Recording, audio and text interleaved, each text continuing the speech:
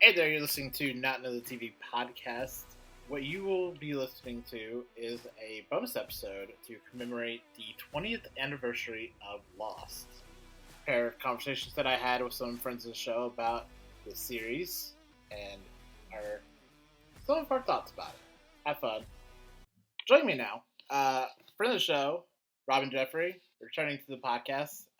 This time not to talk about the Mission 20. Robyn, when I was thinking about people that I know who are as obsessive about Lost as I was like, well, Mm-hmm. only a few come to mind. What the forefront of these being you. Yes. Not that you've ever talked about that before. Yeah. I'm happy for that to be my legacy, I think. If you guys haven't heard any of the other episodes that I'm on, hi, I'm Robyn. I'm 29. I live in Canada. And I started watching Lost the summer after it ended. And I've been talking about it since. For the people that don't know, you have your very own dedicated Lost podcast, Lost Rewatch podcast. Yeah, it's called The Afictionados. We cover a couple of TV shows, but like my personal pride and joy is the Lost feed. We're making our way very slowly, but that's because our episodes are very like long and in depth. But I'm very proud of that, and I'm excited to keep going. We are currently, as of this recording, just sort of at the beginning of season 5. And yeah, so if you're a big Lost fan, we also have like some spoiler free coverage, and then we have a spoiler section at the end. So if you're watching for the first time, you can listen along. I've had a couple people do that, and they said that it's pretty gratifying and it's really great. And yeah, or if you're just a huge fan, relive all the craziness. And yeah, Yeah, you've been doing that for what, 7 years? almost 8. Yes. Almost 8. Yes. Yeah, I know. I came on your podcast 2018 for the first time, I think. So that's okay. It was season 2. Yeah. Yeah, about 2018. Yeah, and I've been on there a couple times. It's a huge blast. Yeah. My goal is always to drive you as insane as I possibly can. Huge fun for me. Yeah. I love the Yeah. begrudging. Yeah, very good. Yeah. But yeah, so we both have a lot of history with Lost, and you kind of already answered the first part of what I wanted to talk about, which is where are we coming? Where did we come to with Lost? I know you said that you got into it. Would that have been about 2011? It was the summer of 2010, so I was about to go into 10th grade, and yeah, my parents had the first, I want to say like 4 seasons maybe on DVD. And then after I got super into it, then I bought 5, and then I had to like wait a week after I finished watching 5 to buy the DVD set of 6, and that was the worst week of my life. Um that was rough. I think that like something about me starting watching Lost that I like don't say and I don't talk about because it's like kind of embarrassing is but I will give you this juicy little tidbit. Is that when I was around that age, I was extremely into Harry Potter.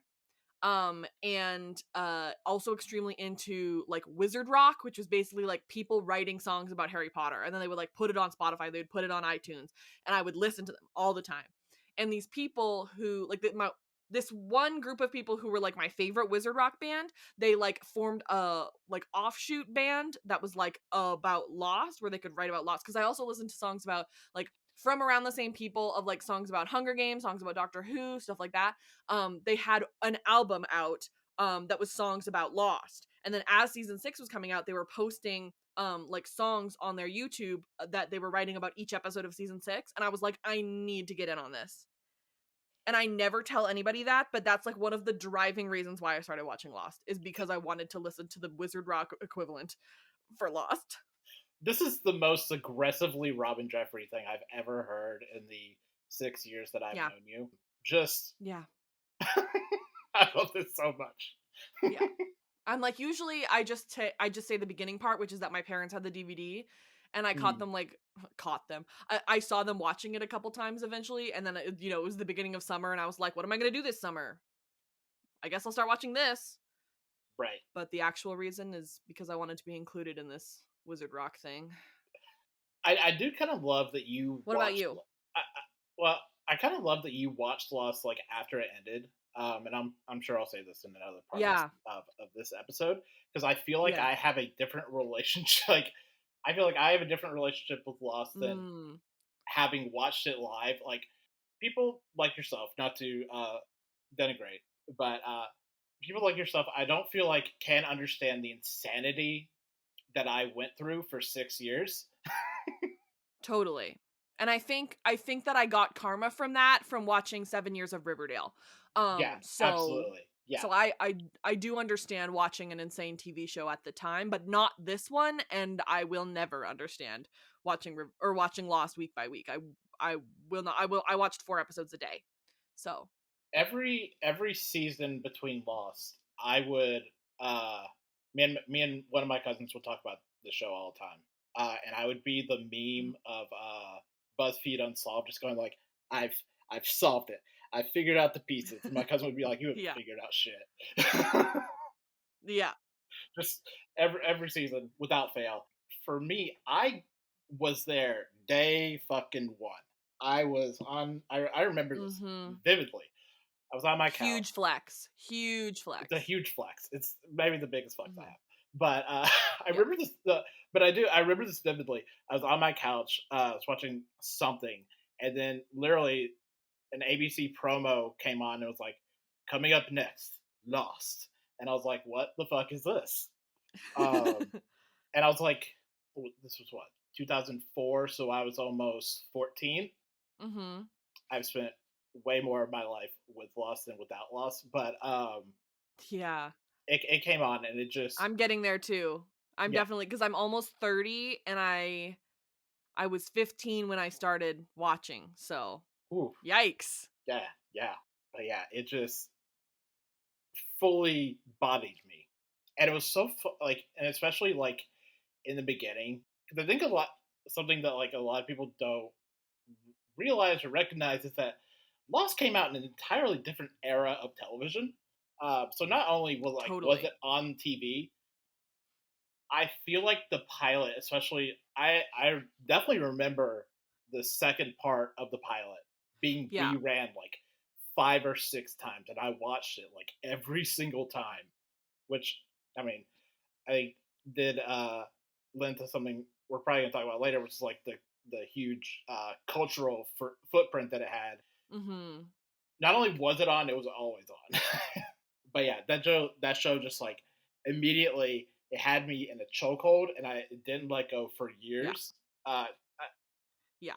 You could arguably say it has never let go. Yeah. I was obsessed. I had countless conversations with people in person. I had one of the theme songs as the ringtone on my phone. Nice. I think it was Hollywood and Vine. I think it was Yeah. Oh, that's my favorite one. the dun dun dun, dun, that one. And That's I was with her. That's her. That's the girl. that's it. And I was with back when I was more involved with church. I was with the youth. I was having like a meeting with the youth minister, um, and that Uh-huh. ringtone came on, and he goes, "What is John Locke coming? What's happening?"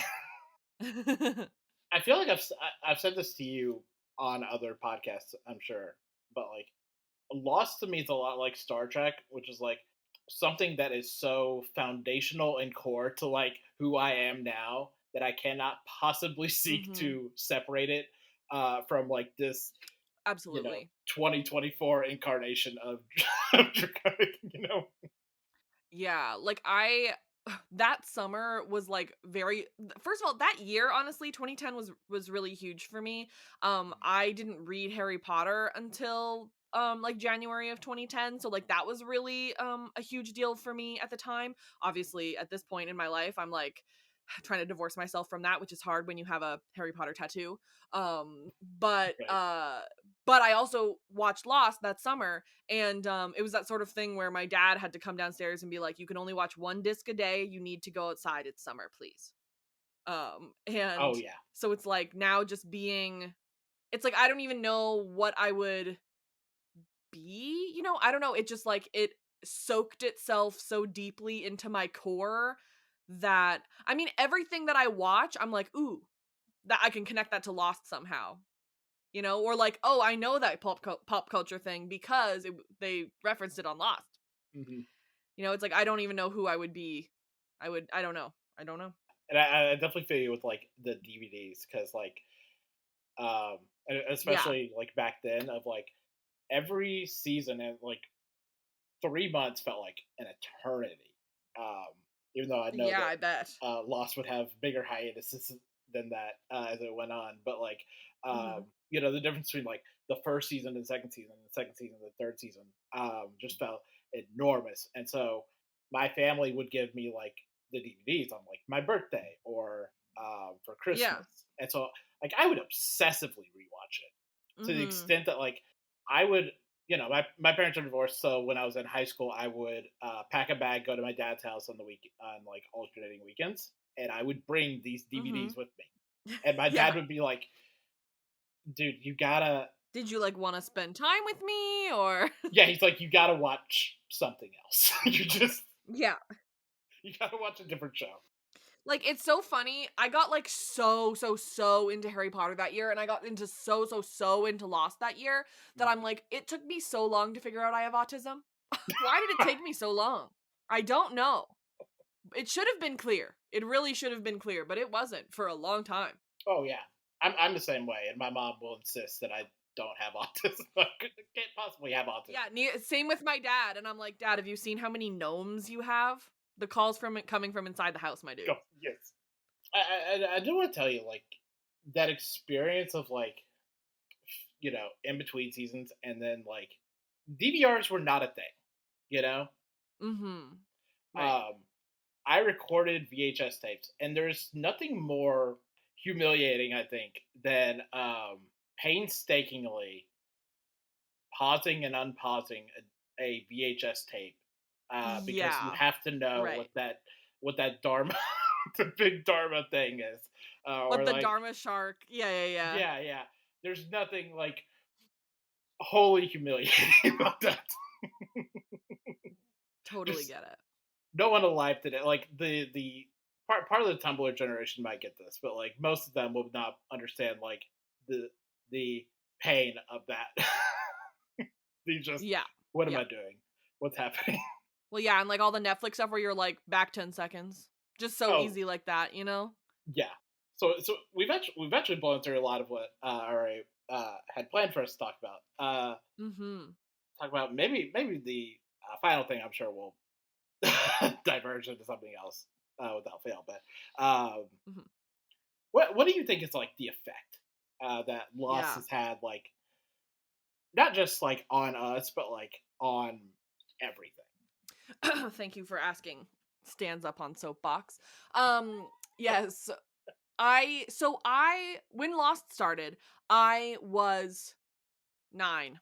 And That's so I don't have a whole lot of perspective for like what television looked like really before that because I was watching Disney Channel, you know? fair. And so there's only a few shows that I've like actively watched and finished that started or even like concluded after Lost had started, and most of those were comedies. So it's hard to say, but from what I've heard, I think a lot of the things that it really changed was like episodic television in general. Because a lot of the shows, as far as I understand, that were happening before that were extremely procedural. So they were either like hospital shows or they were police shows or mystery shows like uh the entire arc happens within the episode, and so as long as you know the characters, even if you don't know the characters, you can catch on pretty quickly. But if you know the characters, it doesn't matter what season you're watching, it doesn't matter when you show up in the show, like you understand what's happening and you can still enjoy the show. And so as far as I understand, Lost was one of the first shows where it was like if you don't watch the episode before, you're confused. And it was also a Right. show that was like smart in a way that like you have to pay attention or you're gonna miss stuff. And something that I liked about Lost that I talk about a lot on our Lost podcast, and especially with the juxtaposition of also doing a Riverdale podcast, that it's like if you miss something on Riverdale, I'm like, ooh, I caught that, I'm gonna talk about that on my podcast tonight. And then they'd be like, and then after the commercial break they'd be like, did you catch that? We did a simile, or like whatever, you know what I mean? Like it was like something, and they're like, did you catch that, basically. And what I liked about Lost was that it was like, here's a hint, or here's an Easter egg. If you didn't catch it, sucks for you. Maybe you'll catch it on your next watch, but if not, that's none of Right. my business and I don't care, you know. And so I really loved that about it. And especially as somebody who is very into language arts and English class in general and storytelling as a medium, the like especially like non-linear storytelling part of it was really really compelling to me.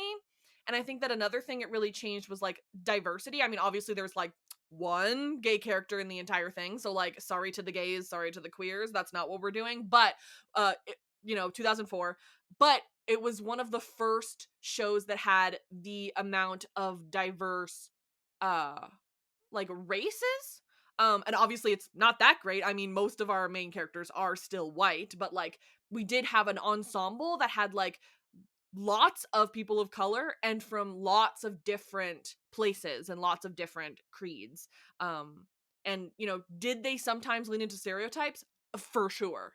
Cough cough Saeed, cough cough Sun and Jin. But still, they were telling those stories and they were making, it's not like those characters were one note. It's not like they were stereotypes in themselves. They were full characters with like full feelings that got full episodes all about them. And like I remember talking at some point on the podcast about, I think it was like an episode in season 3 maybe, how it was the first trailer for an episode on like American television where the trailer for the next episode was completely in Korean.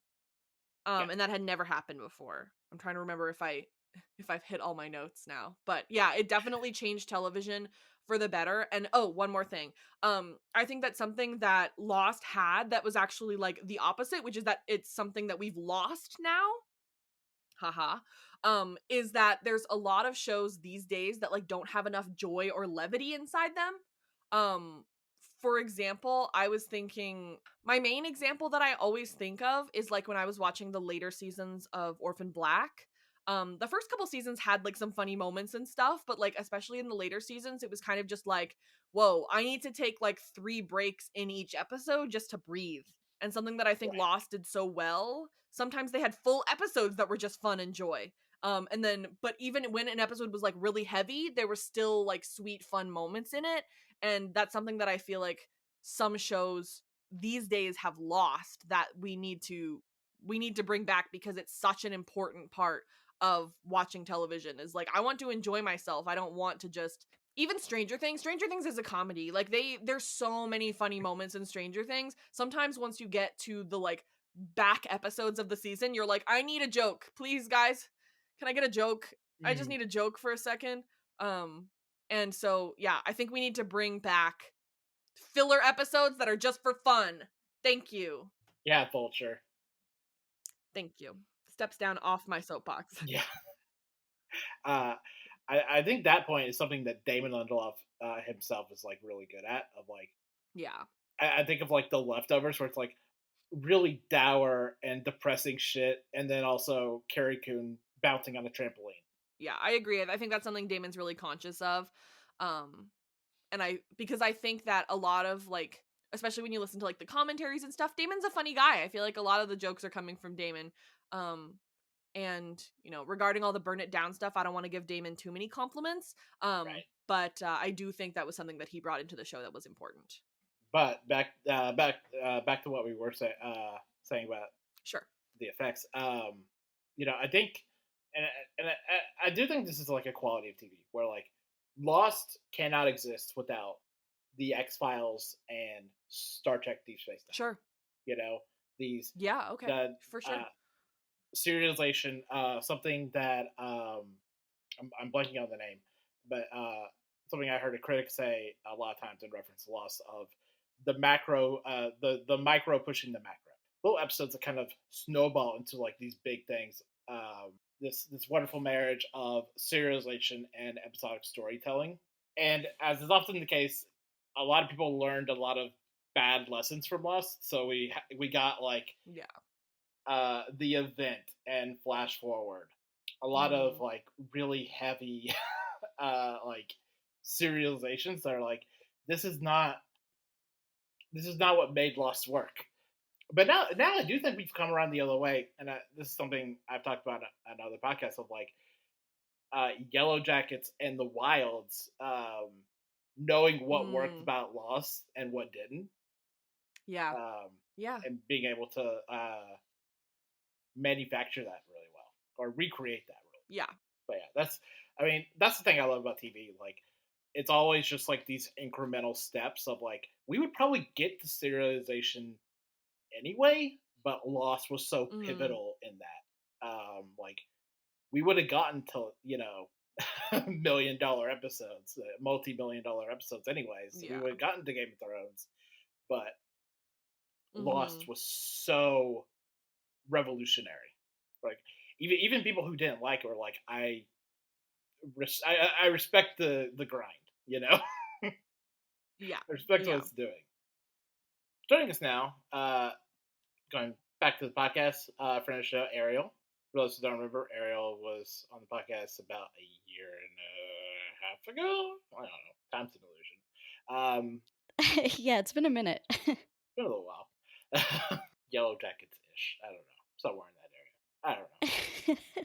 I don't know. The passage of time is a mystery to me. So we are here to talk about the 20th anniversary of Lost. You all heard a little bit of that earlier. We're continuing this. Let's go. So Ariel, let's start here. How did you first start watching Lost? Oh man! All right, we've got to go all the way back to the before times.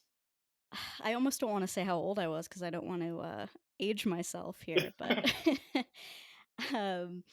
I remember seeing the previews for Lost, and I remember being excited about it mostly because the only person I knew in the cast was Dominic Monaghan, and obviously Lord of the Rings was pretty recent, and I was extremely into Lord of the Rings at the time. So I remember, seeing the trailers leading up to it and tuning in for that first pilot episode and just kind of having my mind blown. Because like nothing had ever looked like that on TV that I'd seen. Like you finished that episode and you felt like you just watched a feature film and you're like, what the heck was that? So yeah, I remember like the first couple of episodes, like it instantly became like appointment viewing. I remember missing a couple and like having my friend like taping them on VHS, and then getting together so we could watch back the ones we missed. And because if you missed one, you were screwed. And yeah, just like a very fond memory for sure. What about you? Yeah, everyone listening, you just heard this, so I'm gonna repeat myself. Okay, you can give me the short version. We'll go through this again. I was like, I'm fine aging myself. I was like almost 14, and I was just watching something on ABC, and I was letting it go to commercial, and like, coming up next is Lost, and I was like, what is that? And at that time, I just barely started like really watching TV. I had watched. There are embarrassing things I could say that I had watched. Like I had watched like not embarrassing was like Dead Like Me and Jeremiah, and then more embarrassing is like Queer as Folk and the L Word. Sure. I mean, hey, we were all there. We were all there. But like this was the first show I was like, oh, this is an action, this is a thing. This is okay, I'm here, I'm drawn. I would watch with my dad as he watched like Buffy, or like Stargate or whatever. not shows that I actually watched, not shows that I sat down and was like, I'm gonna watch this. Uh, Lost, I think, was Mm-hmm. like the first one where I was like, oh, this has me by the throat. Yeah, absolutely. Which, as you said, led to VHS tapings and like this is really gonna date me. Like MySpace groups. See, I wasn't that technologically advanced. Like, I was just on the old school forums and stuff. Right. And I did the forums too, the like the coming soon forums and all that. Like Yeah, I think it's hard for me anyway to talk about Lost without like it's almost hard for me to separate the show from the experience of watching the show.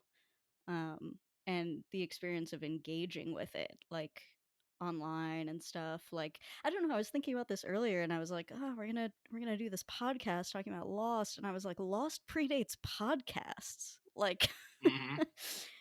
uh and I think that was the first time I'd ever been so into like a show like that I was, after every episode like going online, like logging in on like thefuselage.com or the tailsection.com and being like, I Right. need to know what everyone thinks about like this bird screeching Hurley's name or like whatever it was, like just being so sucked into everything.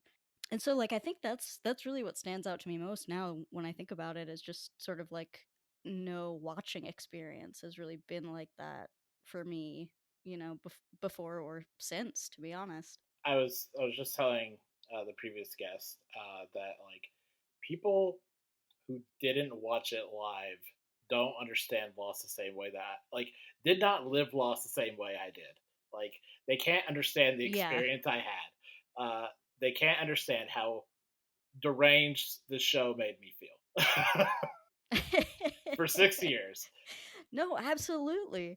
Absolutely. It's like it felt the the like insanity that we indulged in like felt so reasonable.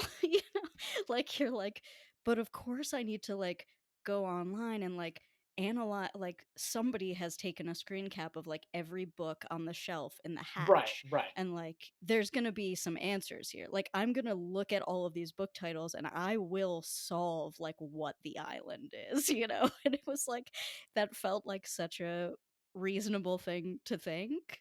um and even if not reasonable, just like fun, like right. Like it felt so normal to read Jeff Jensen's Entertainment Weekly reviews and be like, yeah, 10 pages talking about this episode is entirely normal.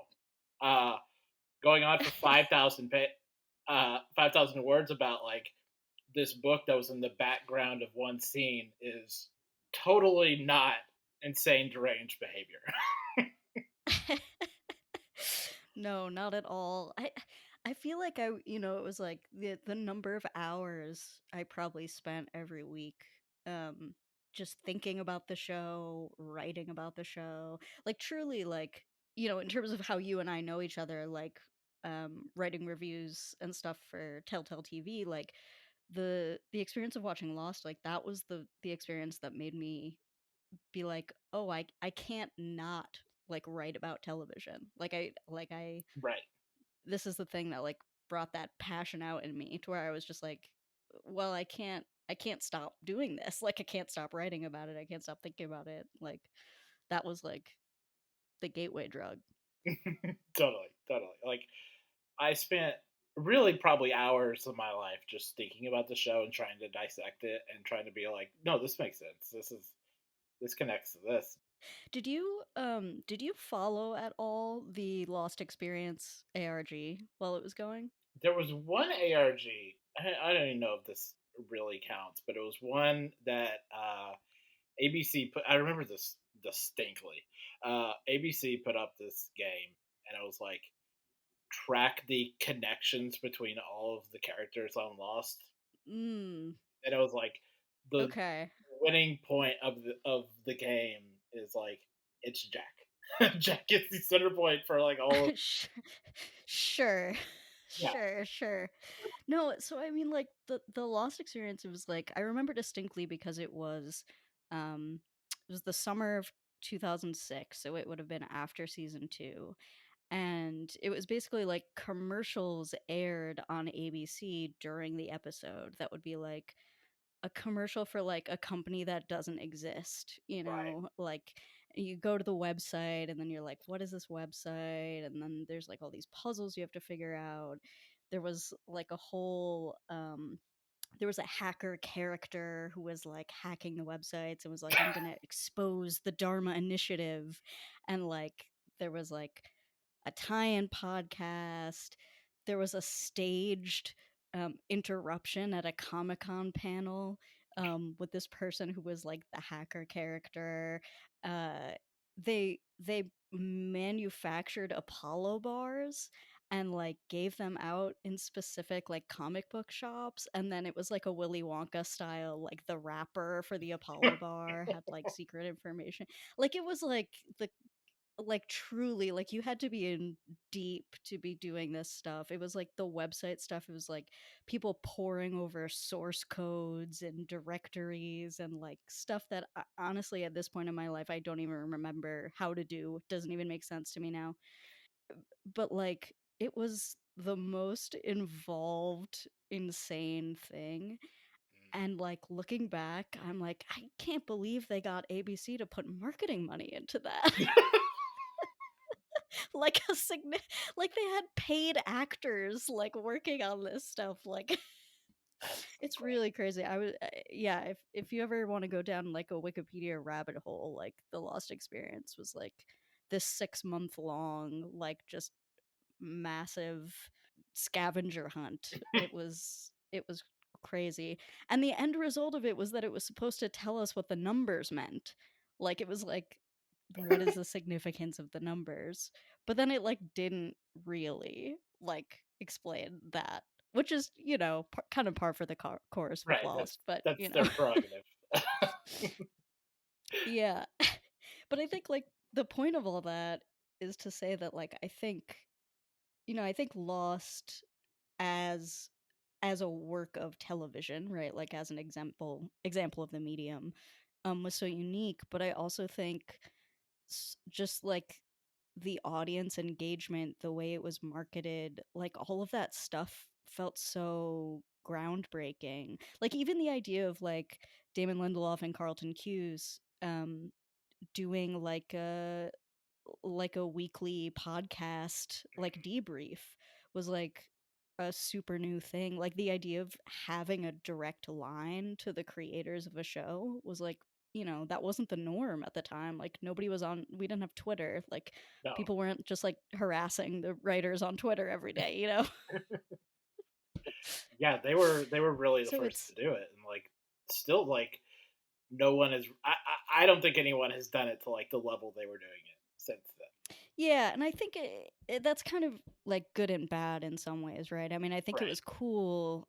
It's definitely cool as a fan to feel like you can talk to the creator about something. But I also feel on the artist side that like works are usually better when they're not influenced by trying to do fan service. Right. And it's like sometimes you get an awesome sometimes you get an awesome episode like expose, and then sometimes you get stranger in a strange land, what's the meaning of Jack's tattoos, you know what I Right. mean? Right. What I think the thing that helped with the podcast was that Damon and Carlton would lie egregiously every week. No, what are you So talking about? They absolutely knew what the story was going to be the whole time. No, they were totally telling the truth. it is so They funny never to told a like lie. yeah, it's so funny to go back and like view the transcripts from their Lost podcast because most of that is lost in the ether. But like just to see like what they said because it is some of the most hilarious things that the internet has ever produced. Just in Man, hindsight. I would have to do that. I should look back and see some of the stuff. Yeah, someone jotted all that down, did like a full transcript of their Lost podcast, and it's very good. Man, that's real dedication. I don't I don't know that I I get nostalgic and I like to revisit things, but I don't think I have like 70 hours to do that kind of deep dive. Good for that person. But yeah, no, the one thing I remember is just them insisting, like, like, we know exactly how the story's gonna end, and you're like, okay, I'm trusting you, and I don't think that was true. I think it was true in the sense that they knew that they wanted to end on Jack closing his eyes. They wanted to end on Jack's eyes. Yeah, I think that was true. that one I believe. It's Um, probably true in the sense that, like, Amy Sherman Palladino always knew what she wanted her final words of Gilmore Girls to be. But yeah, the rest of it was a little bit hazy. right, Um, totally. but that's the other thing is, like, obviously as a Lost finale defender, I will always say, like, in the end it didn't matter that much to me, like, when the mythology got goofy or certain things were dangling. Like, I didn't feel so, like, some people really felt tricked, but I feel like I never felt tricked, and I felt like even when Lindelof and Hughes were kind of lying to the audience a little bit, I kind of felt like it was, like, in service of the journey. It's like, well, what, you want me to just tell you the answer and then you don't watch the show? Like, what? Totally, yeah. So let's move on to the next topic. How do you think this has like affected you? Like this experience watching Lost. We did this for 6 years, and then revisit it over and over again. Like what impact has this had on you? Man, I mean, I think a lot. I think in some ways, like, the show was kind of a lifeline for me during high school. You know, it's hard to be a teenager. Like, I felt like I didn't have, like, a ton of friends. Like, I felt like that was sort of my first fandom experience of, like, kind of like meeting people through fandom and, like, getting to know them and having, like, online friends and stuff. And so I feel like in that way it was a real lifeline. And then toward the end of the show, um I was in college, and I was watching every week in a student center with, like, 45 other people. And, like, that, I don't know, thinking about that is, like, kind of a cool emotional journey.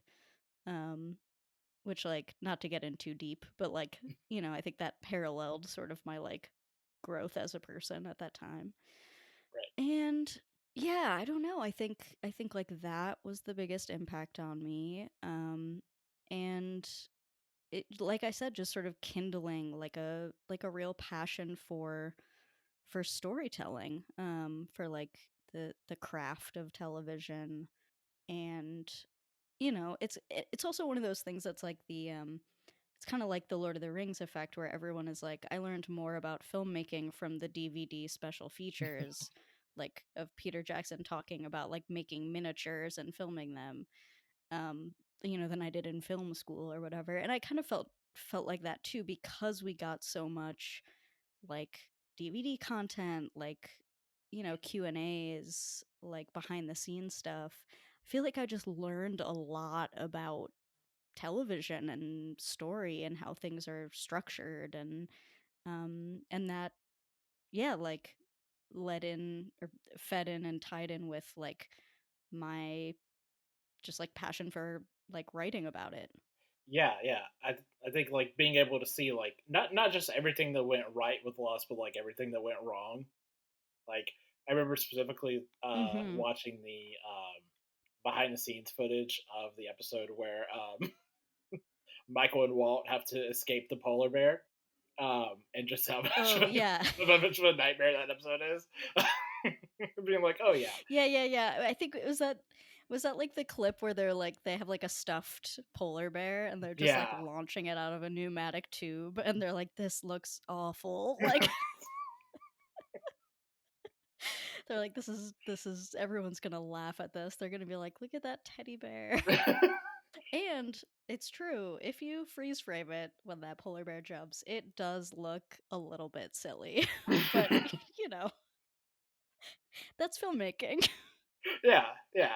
Yeah, I mean, it's the Last Jedi thing of like the failure being just as good a thing to view as like anything that went right with it. Yeah. Oh, absolutely.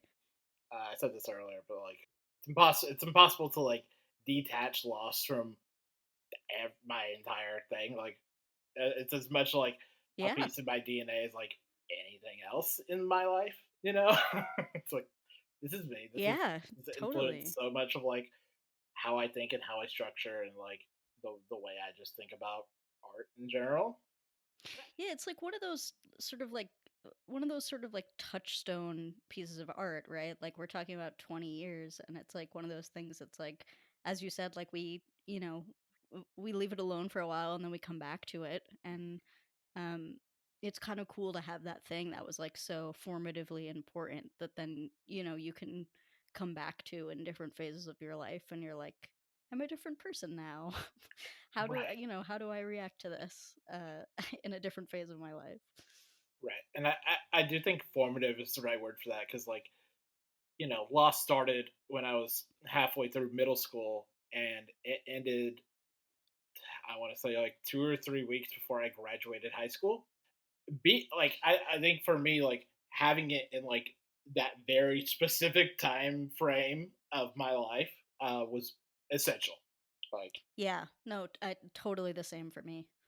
like the way people say that like they grew up with like Harry Potter is like the way I feel about Lost. Like the show didn't grow up with me, but I like grew up with it. Right. Yeah, no, totally. I feel the same way.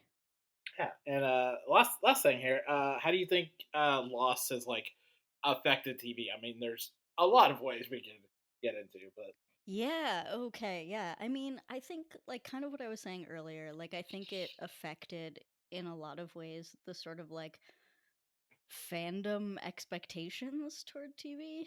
Um I think in ways in ways that I think are complicated. Like I think it created this expectation that like fans would be able to give feedback to showrunners pretty instantly, and also this sort of like hurt on the part of fandom if you feel like the showrunners are like ignoring your feedback, right? And like I have complicated feelings about that. Especially as like a queer woman and who's like, every character that represents me for a good long while is just getting killed off every week. right, But um, like I said, I think that that's a sort of a complicated relationship to navigate. Um, but I think also there was a long period of time there where it seemed like every new show was trying to market itself as being like Lost.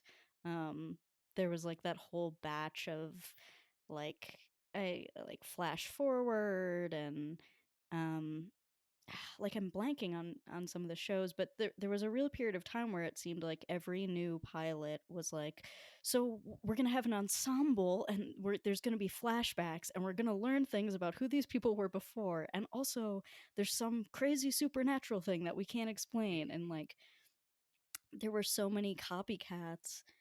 And there's, I mean, like it's still like now it's like Manifest, right? Like right, there's just like a lot of shows that are like borrow the DNA of Lost. Um, but I think the thing that Lost did so well was having the thing that I think Lost did so well that copycat shows um or shows that kind of picked up on that like oh it's going to be like a 16-hour movie or whatever kind of failed to pick up on is that like Lost was also a perfect television show in that each episode was a little short story that at the end of the episode you felt like satisfied by what you had watched within that 45 minutes. right, There was like a little miniature character arc in each episode, and then this overarching um story. And I think the times when shows manage to emulate that, like I think of like the early seasons of like Orange is the New Black, I think actually took a lot of the DNA of Lost, and like of course that was the first big Netflix like successful streaming show. And I think it yeah, I think a lot of shows have kind of tried to I think even like I think you don't get Game of Thrones without Lost, you know? Like I think in the sense of doing something that felt really big and ambitious, and to be able to tell one sort of continuous story, um I think is just like I think you don't I just don't think you get those shows without Lost having the success that it had. I think you get to Game of Thrones eventually, but I don't think you get there in exactly the same way without Lost, like laying a lot of that groundwork.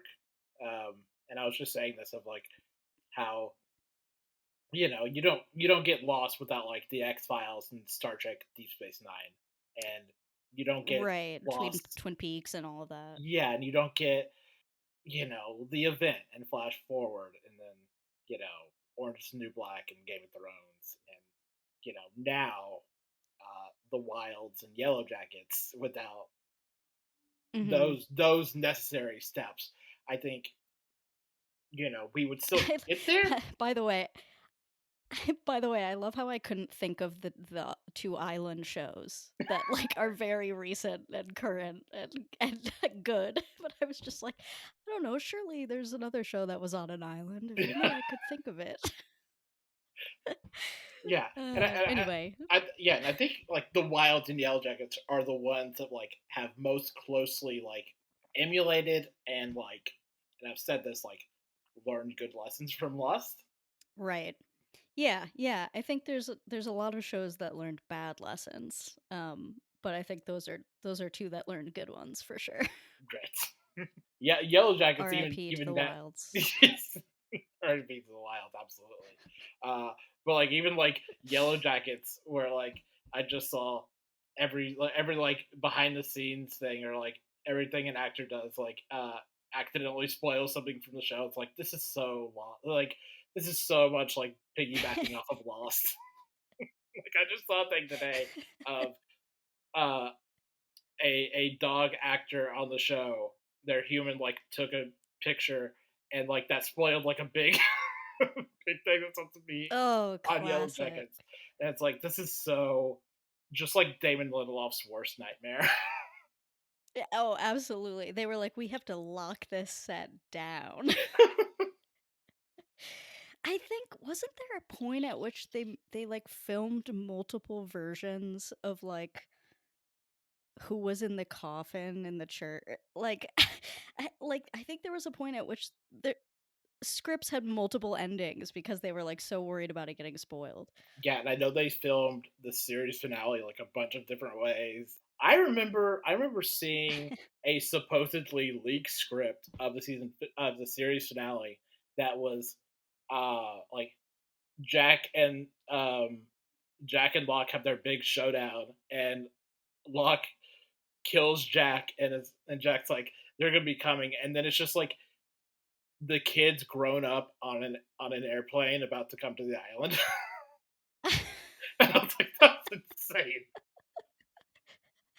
Oh, I think I think I remember that leak because I think like it's like some of the stuff was like pretty close and then some of it was just like wildly like out of the blue. Oh Yeah. man, I had forgotten about that entirely. So I wouldn't be But surprised if like yeah, I think David and Carlton and company like leaked that on purpose. maybe, maybe they were like, let's put some leaks out of our own to throw people, off the trail or whatever. Yeah, yeah. 20 years, man. It's kind of hard to fathom. Um I just I feel like I would be remiss if I didn't mention my finale experience, which was just sobbing for like an hour and a half straight. Um because it's one of those I think it really feels like a rarity now that a show actually gets to 6 seasons. Um Oh that yeah. and especially, shows are not made with 22 episodes anymore, 24 episodes. But honestly, a lot of them aren't even made with 14 or 16 episodes, No. which is what we got in the later seasons.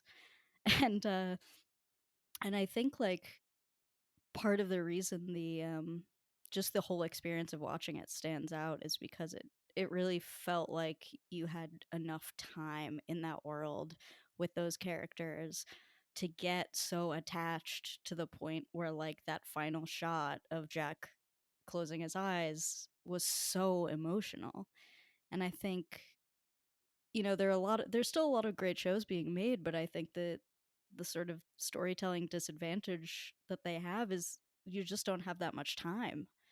And so I think that Lost inhabited this really unique period of time where a show like that could get made on network television and then, you know, could be given enough time to really fulfill its potential, um, which is really rare now. Right. Yeah. At Netflix. Call out post at Netflix. Where's my warrior not in season 3? This is my question. Yeah. Exactly. You get it, Drew. You I get get it. it.